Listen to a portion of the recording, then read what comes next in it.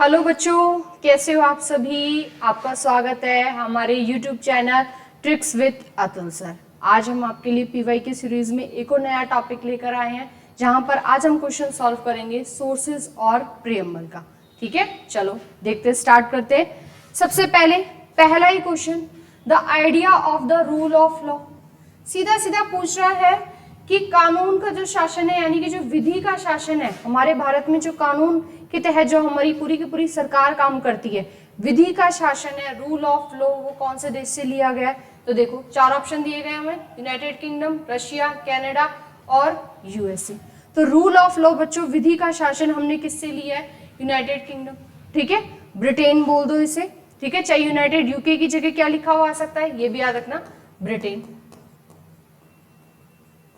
ठीक है, ये याद रखना। रशिया से हमने क्या क्या लिया है? तो देखो फंडामेंटल जो ड्यूटीज है हमारी, वो रशिया से ली गई है। कनाडा से हमने क्या क्या लिया है? तो हमारी जो यूनियन लिस्ट है, रेसिडुअरी पावर्स हैं, वो सारी ये दोनों की दोनों चीजें हमने कहां से ली है? कनाडा से। यूएसए से हमने क्या क्या लिया है? तो देखो यूएसए से सबसे मेन हमने फंडामेंटल राइट्स ले रखे। ठीक है, हमारी सुपरमेसी ऑफ कॉन्स्टिट्यूशन, संविधान की सर्वोच्चता भी हमने यूएसए से ले रखी है। ठीक है, तो देखो जैसे जैसे क्वेश्चन होते जाएंगे वैसे वैसे हम साथ के साथ कुछ एक्स्ट्रा पॉइंट भी देख देंगे कि रशिया से क्या है, कनाडा से क्या है, अमेरिका से क्या है। तो सीधा सिंपल याद रखना है आपको कि रूल ऑफ लॉ, कानून का शासन, कौन से देश से लिया गया है? ब्रिटेन से, यूनाइटेड किंगडम। ठीक है, नेक्स्ट क्वेश्चन,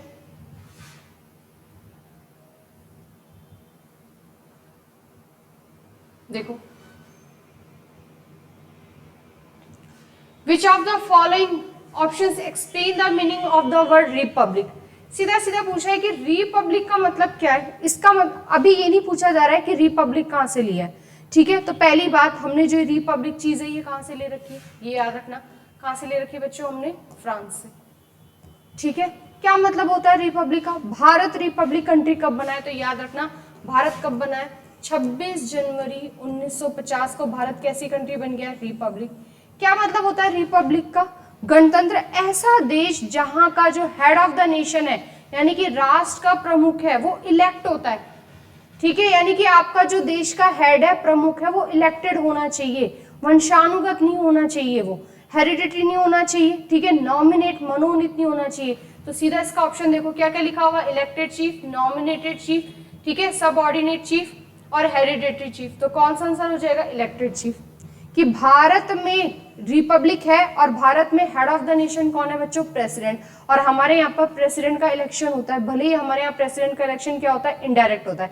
भाई हम वोट देने नहीं चाहते, लेकिन हमने जो एमपी और एमएलए चुन रखे हैं वो आगे जाकर किस में शामिल होते हैं? प्रेसिडेंट के इलेक्टोरल कॉलेज में, निर्वाचक मंडल में। तो हमारे यहाँ हेड ऑफ द नेशन कौन है? प्रेसिडेंट। तो जिस भी देश में head of the nation elect होता है तो ऐसी कंट्री क्या कहलाती है? रिपब्लिक कंट्री कहलाती है। तो इसका सीधा आंसर क्या हो जाएगा? Elected chief. तो इलेक्टेड शब्द याद रखना है हमें तो सीधा। ठीक है, कहां से लिया हमने रिपब्लिक? तो फ्रांस से लिया, ये भी याद रखना साथ के साथ। उसके बाद देखो नेक्स्ट क्वेश्चन, बहुत अच्छा क्वेश्चन है ये। ठीक है, सीजीएल देखो, सीजीएल 2023 में पूछा हुआ सवाल है। Which of the following is mention in the preamble. इनमें से चारों ऑप्शन में से कौन सी चीजें जो प्रस्तावना में यानी कि प्रीएम्बल में मेंशन हो रखी है और बहुत ही क्लियर लिखा हुआ है? तो देखो, freedom of thought, expression, belief, faith and worship. बिल्कुल क्लियर ये चीज कहाँ लिखी हुई है? हमारी प्रीएम्बल में लिखी हुई है। तो इसका आंसर क्या हो जाएगा? ये ऑप्शन ही हो जाएगा। ठीक है, देखो एडमिनिस्ट्रेटिव है, वो क्लियर नहीं लिखा हुआ है, लेकिन है इस तरह की बातें। स्टेटस और अपॉर्चुनिटी की क्या है? इक्वालिटी है हमारे यहाँ पर, लेकिन क्लियर चीजें नहीं लिखी हुई है प्रीएम्बल के अंदर। तो प्रीएम्बल के अंदर इन सबका मीनिंग है वो ऐड है। ठीक है, जितने भी शब्द लिखे हैं वो आगे इन्हीं सारी चीजों को एक्सप्लेन करते हैं, लेकिन जो क्लियर लिखा हुआ है वो लिबर्टी लिखा हुआ है। ठीक है, और कितने तरह की है? फ्रीडम यानी liberty, thought, expression, belief, faith and worship. तो प्रीएम्बल में एग्जैक्ट कौन सी चीजें लिखी हुई इन चारों ऑप्शन में से? ए। बाकी ये तीनों के तीनों ऑप्शन क्या करते हैं? प्रीएम्बल में है, लेकिन डायरेक्टली मेंशन नहीं है। इनका पूरा का पूरा क्या निकाला जा सकता है? अर्थ निकाला जा सकता है। ठीक है, मीनिंग इंक्लूड है इसका प्रीएम्बल में। उसके बाद देखो नेक्स्ट क्वेश्चन, जब भी इस तरह के सवाल आए जहां आपको ऐसा लगे कि चारों ही ऑप्शन हमें क्या लग रहे हैं कि ये इसमें है, तो एग्जैक्ट देखा करो कि ठीक कौन सी चीज मैच हो रही है। ठीक है, तो इसमें कौन सा ऑप्शन हो जाएगा पिछले क्वेश्चन में? ए। उसके बाद देखो भारतीय संविधान की जो प्रस्तावना है यानी कि जो प्रियम्बल है, ठीक है, वो व्यक्ति की गरिमा को यानी कि किसको, डिग्निटी ऑफ इंडिविजुअल, व्यक्ति की गरिमा को सुनिश्चित करता है। तो किससे करता है? इसका आंसर क्या हो जाएगा? देखो, लिबर्टी, फ्रेटर्निटी, इक्वालिटी और जस्टिस। फ्रेटर्निटी इसका आंसर हो जाएगा, ठीक है, यानी कि जो व्यक्ति की गरिमा है, डिग्निटी ऑफ इंडिविजुअल है, वो किसको दर्शाती है? फ्रेटर्निटी, यानी कि भाईचारे को, बंधुता को, व्यक्ति की गरिमा और देश की एकता और अखंडता, ठीक है, यूनिटी एंड इंटीग्रिटी भी साथ में याद रखना। हमारी जो प्रियम्बल है उसमें जो लिबर्टी वो कितनी तरह की है? 5 तरह की है, ठीक है। जस्टिस है वो कितने तरह का है? 3 तरह का जस्टिस मिला हुआ है बच्चों हमको। और इक्वालिटी कितनी तरह की है? 2 तरह की है। लिबर्टी 5 कौन कौन सी हो गई है? थॉट, एक्सप्रेशन, बिलीव, फेथ और वर्शिप, विचार, अभिव्यक्ति, विश्वास, धर्म और उपासना। इक्वालिटी कितनी तरह की है? 2 तरह की है। स्टेटस एंड अपॉर्चुनिटी, व्यक्ति की जो स्टेटस एंड अपॉर्चुनिटी, अवसर की, ठीक है, यहाँ पर क्या मिली हुई है? हमें समानता मिली हुई है, ठीक है, भाई व्यक्ति का स्टेटस क्या है और उसकी अपॉर्चुनिटी क्या है, ठीक है। जस्टिस कितने तरह का मिला हुआ है? 3 तरह का मिला हुआ है। तो सोशली, इकोनॉमिक और पॉलिटिकल, ठीक है, सामाजिक, आर्थिक और राजनीतिक, 3 तरह का न्याय मिला हुआ है। तो सीधा सीधा याद रखना, जस्टिस कितने तरह का है? 3 तरह का। इक्वालिटी कितनी तरह की है? 2। तो यहाँ हमसे क्या पूछा है? डिग्निटी, तो आंसर क्या हो जाएगा? फ्रेटर्निटी, ठीक है। उसके बाद देखो नेक्स्ट क्वेश्चन,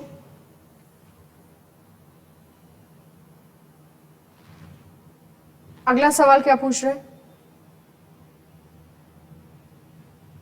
कि constituent assembly was found on the recommendation on cabinet mission which visited in India. तो हमारा जो कॉन्स्टिट्यूंट असेंबली वो किससे बनी है? कैबिनेट मिशन से बनी है। तो कैबिनेट मिशन भारत कब आया? तो बच्चों भारत कब आ रहा है कैबिनेट मिशन? 24 मार्च 1946 को, ठीक है। एमटीएस में पूछा हुआ सवाल है तो इसका आंसर क्या हो जाएगा? 1946।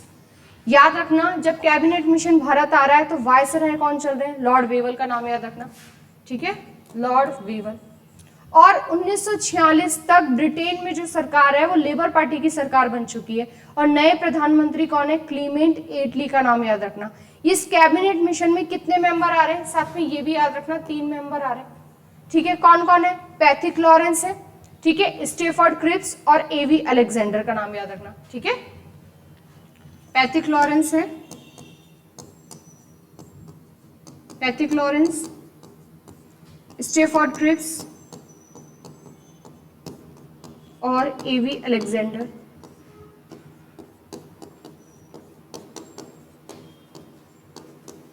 एवी अलेक्जेंडर, ये भी याद रखना कि इस कैबिनेट मिशन का जो अध्यक्ष था वो कौन था?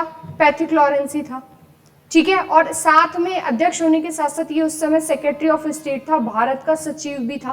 तो पैथिक लॉरेंस के पास 2 जिम्मेदारियां थी, एक तो ये कैबिनेट मिशन का क्या है? मेंबर तो है ही, साथ में उसका अध्यक्ष भी बना हुआ है और सेक्रेटरी ऑफ स्टेट, भारत का सचिव भी है। जबकि जो स्टेफर्ड क्रिप्स है वो क्या है? व्यापार मंत्री है, ठीक है, मिनिस्टर ऑफ कॉमर्स। और एवी अलेक्जेंडर के बारे में क्या याद रखना? नौसेना मंत्री, नेवी मिनिस्टर है, ठीक है। तो आजकल डिटेल में क्वेश्चन आ रहा है तो साथ के साथ याद रखना कि तीनों के पास कौन कौन सी पोस्ट है। तो व्यापार मंत्री कौन है? Stafford Cripps, minister of commerce. और एवी अलेक्जेंडर क्या है? नेवी मिनिस्टर है। तो कैबिनेट मिशन में कितने टोटल मेंबर आ रहे हैं? 3। वायसराय कौन है? Lord Wavell. और ब्रिटिश पीएम उस समय कौन है? क्लीमेंट एटली, क्योंकि क्लीमेंट जो एटली है वो किसकी सरकार से आ रखे हैं? लेबर पार्टी, ठीक है। और कब आ रहा है कैबिनेट मिशन? भारत कब पहुंचा है बच्चों? 24 मार्च 1946 को। उसके बाद देखो अगला सवाल,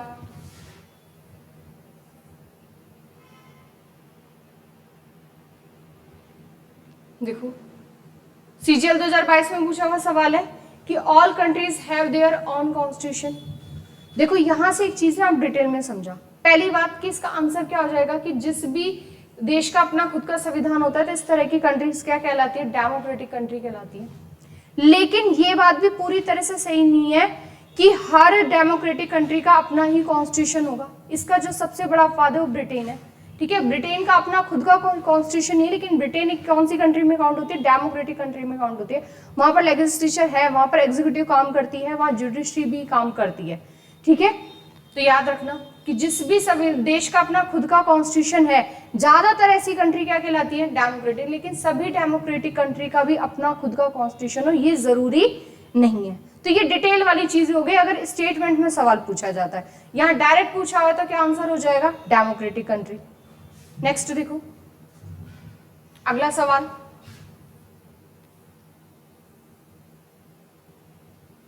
इमरजेंसी प्रोविजंस।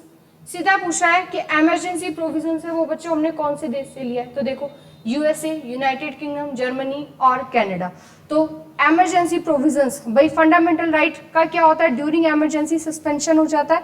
तो इमरजेंसी प्रोविजंस हमने कौन से देश से लिया है बच्चों, जर्मनी से लिया है। ठीक है, देखो इमरजेंसी प्रोविजंस के जो कुछ हिस्से हैं, ठीक है, आपातकाल का जो कुछ प्रावधान है वो हमने 1935 के एक्ट से भी ले रखा है, ये भी याद रखना है साथ के साथ, क्योंकि इसमें 1935 का एक्ट है वो ऑप्शन में नहीं है, तो आंसर क्या हो जाएगा यहाँ पर, जर्मनी। ठीक है, तो इमरजेंसी प्रोविजंस क्या हो गया, जर्मनी। और साथ में कौन सा एक्ट याद रखोगे, 1935 का एक्ट। उसके बाद देखो अगला सवाल, बहुत सिंपल सवाल है, Indian constitution is adopted from which the following countries, features of fundamental duties. ठीक है, मौलिक कर्तव्य कौन से देश से लिए हुए, तो रशिया से लिए हैं बच्चों हमने। ठीक है, देखो अभी जर्मनी से तो भी हमने देखा था, यूएसए से हमने क्या लिया हुआ है, हमारे फंडामेंटल राइट्स, मौलिक अधिकार अगर पूछता तो आंसर क्या हो जाता है, यूएस। लेकिन यहाँ क्या पूछा हुआ है, फंडामेंटल ड्यूटीज, तो ड्यूटीज हमने कहां से ली है, यूएसएसआर से, रशिया से ली है। फंडामेंटल ड्यूटीज हमारे ओरिजिनल कॉन्स्टिट्यूशन में नहीं थी, मूल संविधान में नहीं थी, ये भारत में बाद में हिस्सा बनी है भारत के कॉन्स्टिट्यूशन का। तो कब बनी है ये भी याद रखना साथ के साथ, 42nd कॉन्स्टिट्यूशन अमेंडमेंट 1976 और 42 सेकंड अमेंडमेंट है, जो 42nd अमेंडमेंट है हमारा, ठीक है, इसे क्या कहा जाता है, मिनी कॉन्स्टिट्यूशन भी कहा जाता है, लघु संविधान। और इस समय प्रधानमंत्री कौन है, इंदिरा गांधी, और राष्ट्रपति कौन है, फखरुद्दीन अली अहमद का नाम याद रखना। ठीक है, ये जो फंडामेंटल ड्यूटीज है ये कौन सी कमेटी के रिकमेंडेशन पर जुड़ी हुई है, तो सरदार स्वर्ण सिंह कमेटी का नाम याद रखना। उन्होंने रिकमेंड तो कितनी की थी, 8 की थी, लेकिन इस 1976 से जोड़ी कितनी गई थी बच्चों, 10, और वर्तमान में पूछे एट प्रेजेंट तो कितनी है, 11। तो 3 क्वेश्चन तैयार होते हैं यहाँ से कि जो फंडामेंटल ड्यूटीज है वो कौन सी कमेटी के रिकमेंडेशन पे जुड़ी है, सरदार स्वर्ण सिंह कमेटी। टोटल मेंबर याद रखना है, सरदार सिंह कमेटी में टोटल सदस्य कितने हैं, 12, अगर सीधा सीधा पूछ ले तो। ठीक है, उन्होंने कितनी रिकमेंड की थी कि कितनी जोड़ी जानी चाहिए, तो 8 आंसर होगा। 42nd अमेंडमेंट से कितनी जोड़ी गई है, तो 10, और एट प्रेजेंट कितनी है, 11, क्योंकि जो 11वें नंबर की जुड़ी है ना बच्चों वो 86 कॉन्स्टिट्यूशन अमेंडमेंट 2002, 86वें संविधान संशोधन 2002 से जुड़ी है कि माता पिता का कर्तव्य है कि वो 6 से 14 वर्ष तक के बच्चों को क्या कराएं, शिक्षा उपलब्ध करवाएं, ये याद रखना। ठीक है, तो सरदार स्वर्ण सिंह कमेटी में टोटल कितने मेंबर थे, 12। सरदार स्वर्ण सिंह कमेटी की रिकमेंडेशन पे पूरा का पूरा 42nd अमेंडमेंट हो रहा है, जिसे हम क्या कहते हैं, मिनी कॉन्स्टिट्यूशन, लघु संविधान। तो फंडामेंटल ड्यूटीज अब बच्चों हमने कौन से देश से लिए, रशिया से। ठीक है, नेक्स्ट देखो अगला सवाल,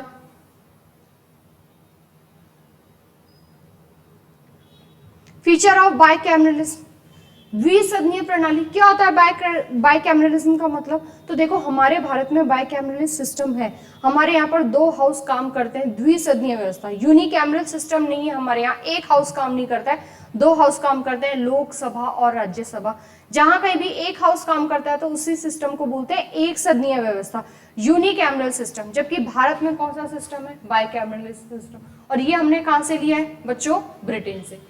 तो हमारे देश में जो पार्लियामेंट्री सिस्टम है, ठीक है, जो संसदीय व्यवस्था है वो भी हमने कहां से लिए, ब्रिटेन से। और बाइकैमरल सिस्टम यानी कि हम किसकी बात करें, 2 सदन, कौन कौन से बच्चों, लोकसभा और राज्यसभा।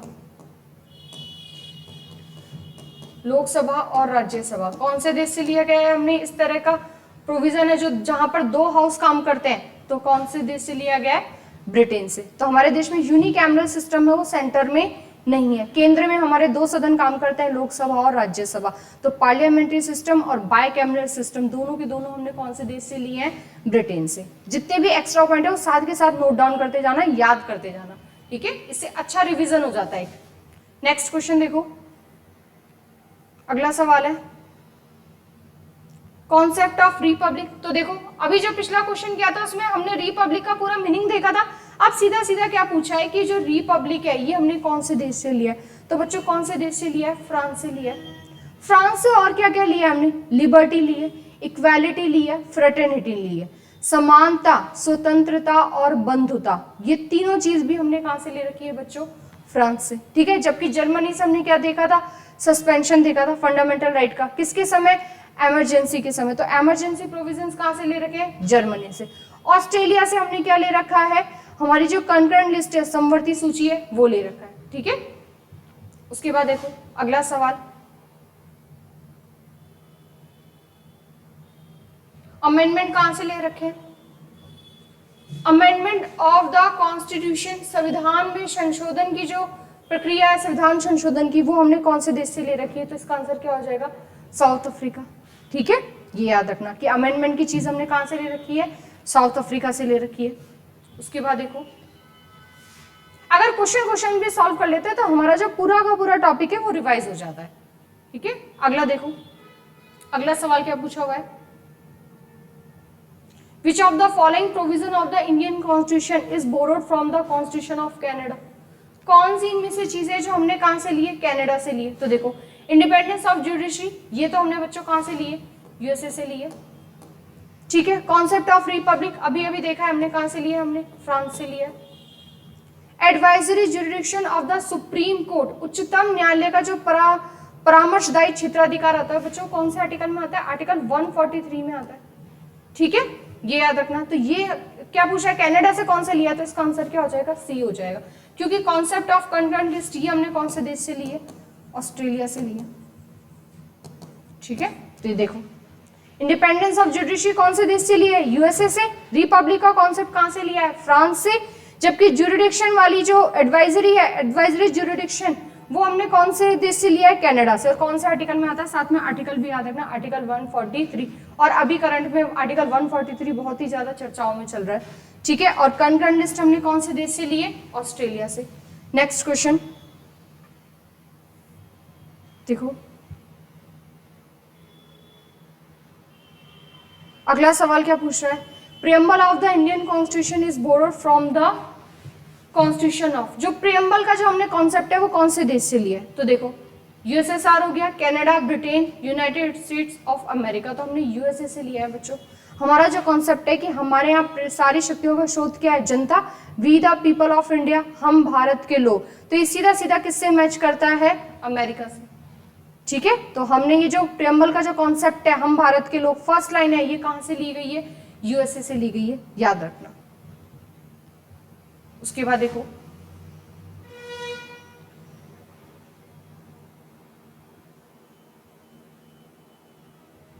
अगले सवाल में क्या पूछ रहा है? From which countries constitution feature has been taken in the constitution of India? Has been not taken आ जाएगा। ठीक है, भारत के संविधान में किस देश के संविधान से कोई भी विशेषता नहीं ली गई? तो नॉट और याद रखना। यहाँ पर कौन से देश से कुछ भी नहीं लिया गया? तो देखो, यूएसए से तो लिया है हमने। फंडामेंटल राइट्स हमने कहां से लिए? यूएसए से। पार्लियामेंट्री सिस्टम और bicameral system, rule of law, ये हमने कहां से लिए? ब्रिटेन से लिए। फ्रांस से भी हमने देखा कि रिपब्लिक, फ्रेटर्निटी, इक्वालिटी, ये चीजें हमने कहां से लिए? फ्रांस से। तो चाइना से बच्चों हमने कुछ भी नहीं लिया। तो पूछा है कि किससे नहीं लिया गया? तो किससे नहीं लिया गया है? चाइना से। हमने एक भी चीज नहीं ली है। ठीक है, अच्छा सवाल है, CHSL 2023 में पूछा हुआ है। उसके बाद देखो, प्रोसीजर एस्टैब्लिश बाय लॉ, विधि द्वारा स्थापित प्रक्रिया की अवधारणा किस देश से ली गई है? तो देखो, ब्रिटेन से भी नहीं है, फ्रांस से भी नहीं है, इसका आंसर हो जाएगा जापान। याद रखना साथ के साथ article. Procedure establish by law कौन से आर्टिकल में आता है? आर्टिकल 21 में आता है। सीधा अगर आर्टिकल पूछे तो क्या आंसर करना है आपको? आर्टिकल 21। और कौन से देश से लिया गया? जापान। तो जापान से हमने एक ही चीज ली है, और कौन सी ली है? Procedure establish by law. ठीक है, नेक्स्ट क्वेश्चन देखो,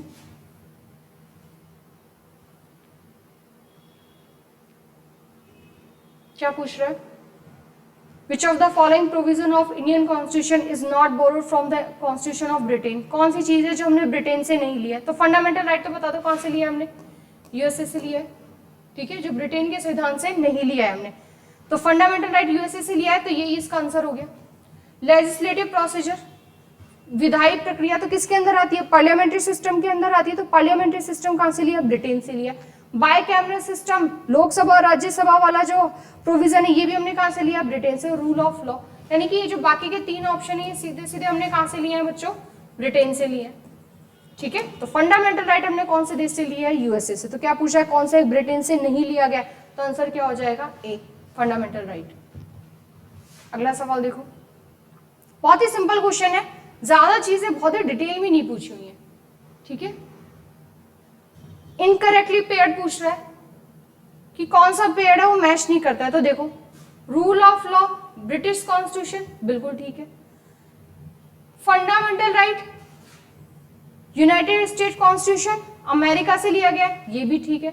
DPSP, directive principle of state policy, Irish constitution, Ireland से लिया गया, ये भी ठीक है। Principle of liberty, equality and fraternity, ये बच्चों हमने कनाडा से नहीं लिया है, तो करेक्ट क्या हो जाएगा? ये डी, कि ये ऑप्शन क्या है? गलत। भाई यही तो पूछ रहा है, इनकरेक्ट कौन सा है? तो डी, क्योंकि ये तीनों चीजें बताओ हमने कहां से लिए, बता चुकी मैं आपको अभी अभी, फ्रांस से ली हुई है, रिपीटेड हो रखे हैं।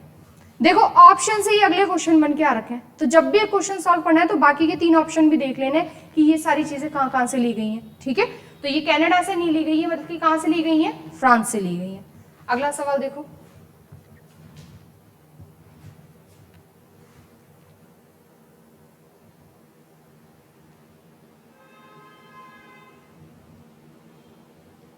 सेम क्वेश्चन रिपीट हो रखा है, रिपब्लिक। ठीक है, option explain the meaning of the word Republic. Republic का मतलब क्या होता है? तो इसका आंसर क्या हो जाएगा? इलेक्टेड चीफ, यानी कि जब हेड ऑफ द नेशन है वो क्या होता है? निर्वाचित होता है, इलेक्ट होता है।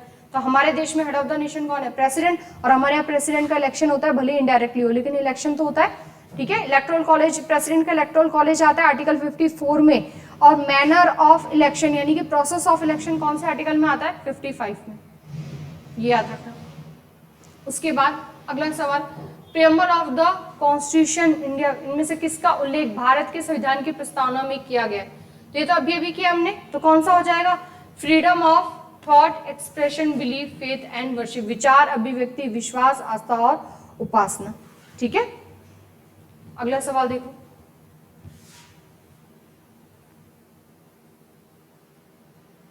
In the preamble of Indian constitution ensure dignity of individual, व्यक्ति की जो गरिमा है वो किसको सुनिश्चित करता है? तो फ्रेटर्निटी को करता है। ठीक है, किसको करता है? बंधुता को, यानी कि भाईचारे को। और साथ में क्या जुड़ा हुआ है? देश की एकता और अखंडता, यूनिटी एंड इंटीग्रिटी। अगला सवाल, according to the preamble of Indian constitution India is a, Bharat कैसी कंट्री है? तो देखो, रिलीजियस नहीं है। रिपब्लिक, भारत सेक्युलर कंट्री है। स्टेट हैज नो रिलीजन, राज्य का अपना कोई धर्म नहीं होता है। तो इसमें से करेक्ट आंसर कौन सा हो जाएगा? रिपब्लिक। ठीक है, अगला क्वेश्चन देखो,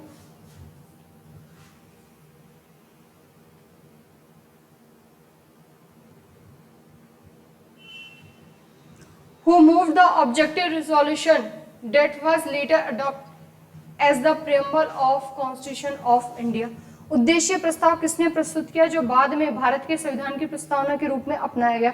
तो ऑब्जेक्टिव रिजोल्यूशन बच्चों कौन लेकर आए थे हमारे लिए? सॉरी, ये हिंदी में गलत लिखा हुआ है, आंसर क्या हो जाएगा इसका? जवाहरलाल नेहरू। ठीक है, अब इसकी डिटेल देख लेते हैं। जवाहरलाल नेहरू, तो ऑब्जेक्टिव रिजोल्यूशन जवाहरलाल नेहरू लेकर कब आए थे? याद रखना, 5th मीटिंग में लेकर आए थे। कौन से नंबर की मीटिंग में?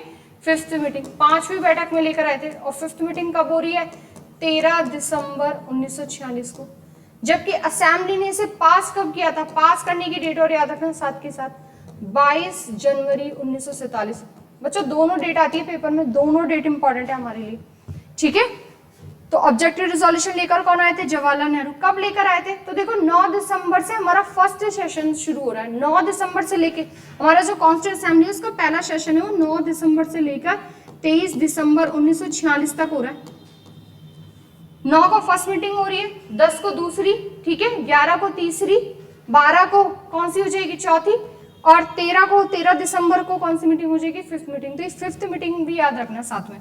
तो जवाहरलाल नेहरू 13 दिसंबर को लेकर आ रहे हैं, जबकि असेंबली ने पास कब करा है? तो 22 जनवरी 1947 को किया है। तो ये डेट भी इंपॉर्टेंट है, 22 जनवरी वाली।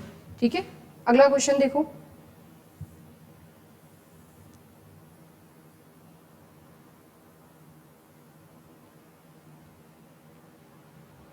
which of the following is mentioned in the preamble of the Constitution of India?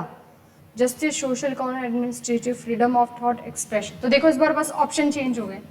ठीक है, सीजीएल 2023 में पूछा हुआ सवाल है। तो इसका आंसर भी क्या हो जाएगा, freedom of thought, expression, belief, faith and worship.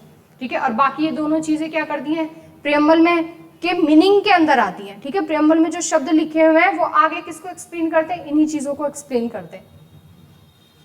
अगला सवाल देखो, who describe the preamble of the Indian constitution as the political horoscope of Indian constitution. तो देखो स्टेटमेंट भी पूछे जाते हैं कि प्रियम्बल के बारे में किसने क्या कहा। तो देखो राजनीतिक कुंडली का जो आंसर रहेगा वो क्या रहेगा, कन्हैया लाल माणिक्य लाल मुंशी, के.एम. मुंशी। एन.ए. पालकी वाला का और स्टेटमेंट याद रखना, इन्होंने आइडेंटिटी कार्ड का है। ठीक है, परिचय पत्र है, जो प्रियम्बल है वो क्या है, कॉन्स्टिट्यूशन का आइडेंटिटी कार्ड है एक तरह से, परिचय पत्र है। और पंडित ठाकुरदास भार्गव ने क्या बोला, सोल ऑफ द कॉन्स्टिट्यूशन या फिर ऑनर पार्ट, प्रस्तावना और संविधान का क्या एक सम्मानित भाग है, याद रखना। तो ये भी किसने कहा है, पंडित ठाकुरदास भार्गव ने। सोल ऑफ द कॉन्स्टिट्यूशन, प्रस्तावना क्या है, संविधान की आत्मा है, बिना इसके संविधान का कोई मतलब ही नहीं है। तो सम्मानित भाग है संविधान की आत्मा किसने कहा है, पंडित ठाकुरदास भार्गव ने। जबकि परिचय पत्र आइडेंटिटी कार्ड एक शब्द याद रखना किसने कहा है, एन.ए. पालकी वाला ने। और पॉलिटिकल हॉरोस्कोप राजनीतिक कुंडली किसने कहा है, कन्हैया लाल माणिक्य लाल मुंशी, के.एम. मुंशी। ठीक है, अगला सवाल देखो,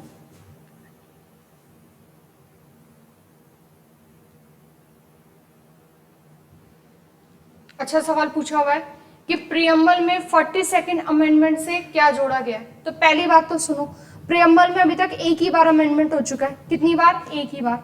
और वो एक ही बार अमेंडमेंट कब हुआ था, 42nd अमेंडमेंट था 1976 में। और कितने शब्द जोड़े गए थे, 3 शब्द जोड़े गए थे। कौन कौन से, सोशलिस्ट, सेक्युलर और इंटीग्रिटी। ठीक है, तो देखो कौन सा दिख रहा है इसमें से हमें, सोशलिस्ट समाजवादी, रिपब्लिक ऑलरेडी था, सोवरेन संप्रभु ऑलरेडी था, और डेमोक्रेटिक भी। तो सोशलिस्ट समाजवादी, सेक्युलर यानी कि पंथ निरपेक्ष, ठीक है, और इंटीग्रिटी यानी कि अखंडता। तो पंथ निरपेक्ष और अखंडता, सेक्युलर और इंटीग्रिटी दोनों शब्द, और साथ में याद रखना ये तीनों शब्द कौन से अमेंडमेंट से जुड़े हुए हैं, 42nd अमेंडमेंट 1976। क्या बोला जाता है इसे, मिनी कॉन्स्टिट्यूशन। पूरा का पूरा 42nd अमेंडमेंट कौन सी कमेटी के रिकमेंडेशन पर हो रखा है, तो सरदार स्वर्ण सिंह कमेटी, जिसमें टोटल कितने मेंबर थे बच्चों, 12 मेंबर थे, ये भी याद रखना साथ के साथ। उसके बाद देखो अगला सवाल, India adopted the directive principle of state policy. सीधा सीधा पूछा हुआ है कि जो डीपीएसपी है, ठीक है, वो कौन से देश से लिया गया। तो देखो डीपीएसपी कहां से लिया गया है बच्चों, आयरलैंड से, आयरिश से, आयरलैंड। हमने डीपीएसपी है, डीपीएसपी आता कहां से कहां तक है बताओ आर्टिकल में, 36 से लेकर 51 तक। डीपीएसपी हमारे कॉन्स्टिट्यूशन में ये कि हमने आयरलैंड से शामिल तो करे, लेकिन कौन सी कमेटी के रिकमेंडेशन पर, तो ये भी याद रखना, तेज बहादुर सप्रू कमेटी। ठीक है, साथ में एक और चीज याद रखना कि जो डीपीएसपी है बच्चों, ये 1935 के एक्ट में भी है, इंस्ट्रूमेंट ऑफ इंस्ट्रक्शन के नाम से ऑलरेडी 1935 के एक्ट में डीपीएसपी जैसी बात कही गई है, अनुदेश प्रपत्र के रूप में। ठीक है, अगर सवाल आए कि डीपीएसपी कौन से एक्ट से रिलेट कर रहा है, तो 1935 एक्ट रहेगा। कौन सी कमेटी की रिकमेंडेशन पे जुड़ा, तो तेज बहादुर सप्रू कमेटी की रिकमेंडेशन पे जुड़ा। कहां से कहां तक, आर्टिकल 36 से लेकर 51 तक। कौन से देश से लिया गया, तो बच्चों आयरलैंड से लिया गया। ठीक है, देखो सीएचएसएल में पूछा हुआ सवाल है ये। अगला सवाल देखो,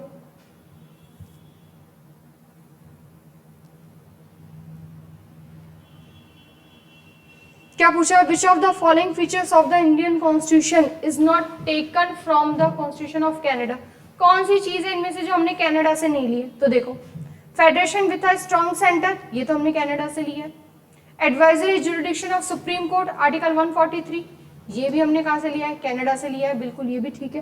कॉन्करेंट लिस्ट बच्चों ये नहीं लिए, ये हमने कहां से लिया है, ऑस्ट्रेलिया से याद लिया है, याद रखना। तो ये इसका आंसर हो जाएगा जो हमने कनाडा से नहीं लिया है। और चौथा ऑप्शन क्या कह रहा है, appointment of the governor of a state by the centre, तो केंद्र द्वारा राज्यों में राज्यपाल की नियुक्ति, ये भी हमने कौन से देश से लिया है, कनाडा से लिया है। तो देखो बाकी के 3 ऑप्शन याद हो गए हमें कि हमने कनाडा से क्या क्या लिया है, कॉन्करेंट लिस्ट कहां से लिए, ऑस्ट्रेलिया से लिए। कनाडा से हमने कौन सी लिस्ट ली, अगर लिस्ट का सवाल पूछ लिया था तो यूनियन लिस्ट ली हमने, यूनियन लिस्ट। और साथ में रेसिड्यूरी पावर्स, अवशिष्ट शक्तियां भी हमने कहां से ली है, कनाडा से ले रखी है। यूनियन लिस्ट आता कौन से आर्टिकल में, आर्टिकल 246 में आता है। ठीक है। तो देखो यूनियन लिस्ट, स्टेट लिस्ट और कंकरेंट लिस्ट आती तो तीनों कौन से आर्टिकल में, 246 में। जबकि जो रेसिड्यूरी पावर्स यानी कि जो रेसिड्यूरी लिस्ट है, जो इन तीनों लिस्ट में नहीं होती, वो शक्तियां क्या कहलाती है, अवशिष्ट शक्तियां कहलाती है। वो कौन से आर्टिकल में आता है, आर्टिकल 248। ठीक है, तो सारी चीजें साथ के साथ याद रखना। अगला सवाल, which of the following provision of Indian constitution is not taken from the constitution of Britain. कौन सा प्रावधान है जो बच्चों हमने कहां से नहीं लिया, ब्रिटेन से नहीं लिया। तो देखो, बायकैमरल सिस्टम तो लिया है हमने, रूल ऑफ लॉ भी लिया है, फंडामेंटल राइट नहीं लिया है। तो करेक्ट आंसर क्या हो जाएगा ये, क्योंकि ये हमने कहां से लिया है बता दो, यूएसए से लिया है। और लेजिस्लेटिव प्रोसेस यानी कि जो हमारी पार्लियामेंट वाली पूरी सिस्टम है, वो भी हमने कहां से लिया है, ब्रिटेन से ही ले रखा है। ठीक है, तो क्या आंसर हो जाएगा इसका, फंडामेंटल राइट। अगला सवाल देखो, सीएचएसएल और दिल्ली पुलिस दोनों में सवाल पूछा हुआ है। उसके बाद देखो, concept of procedure establish by law. ठीक है, विधि द्वारा स्थापित प्रक्रिया, आर्टिकल 21, जापान। अगला सवाल,